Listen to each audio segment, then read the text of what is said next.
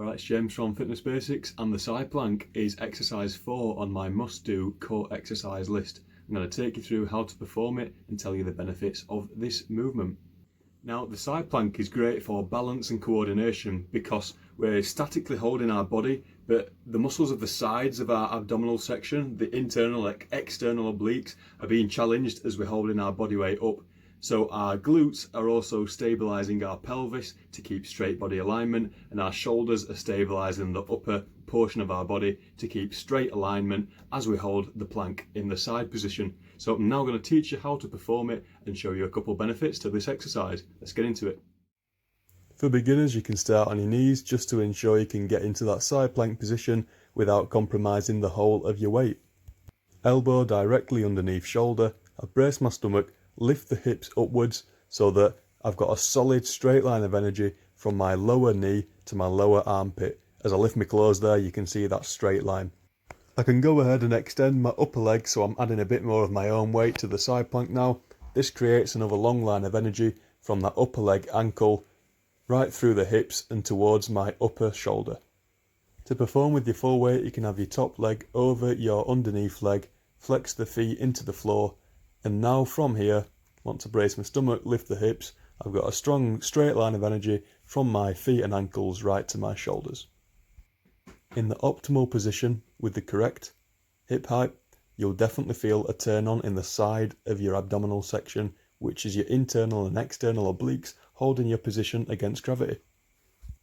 If side planks are a bit difficult to start on the floor, you can perform on an incline level as opposed to knees to still create that long line of energy from heel to shoulder as opposed to knee to shoulder.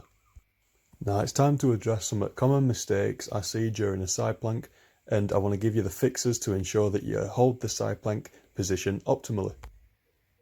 Mistake number 1 is bending the head forward. This creates a loss of posture alignment and a slight loss of core engagement, so just keep it straight.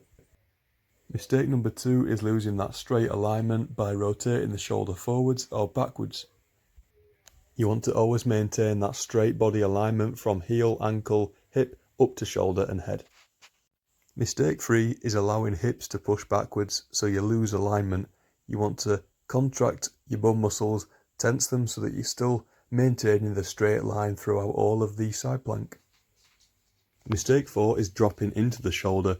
Resist the urge because all it does is create a lot of pressure that you don't want. Now mistake 5, it's sagging at the hips. This takes the body out of that lateral straight alignment, so make sure you go up to the right hip height so that you're still maintaining that optimal tension in your obliques and a straight line. To progress and make the side plank harder, you can lift and raise your front leg. Couple seconds hold at the top, return and then repeat until you feel the right fatigue in your obliques. Switch sides, repeat the other side. Plus you can lift up and extend your upper arm to create a bit more of a stability demand whilst you hold the side plank. To combat any discomfort in your elbow, you can come up onto a straight arm to hold your side plank. If you clench your fingers in, you've got less forearm strain when you hold. Just to reiterate, planks are not meant to be held for extensive periods of time. It's about optimising the tension in the obliques, and you're creating a long line of energy from the heel right up to the shoulders. The side plank is a great static movement to add in, maybe at the end of a workout or as part of a core training session. Either way, I advise training the side plank, holding until you start to feel fatigue. Before any position is compromised, switch to your other side, rest accordingly, and then repeat another 2, 3 or maybe 4 times. That's been the side plank to complete our all-round full development of the core exercise list.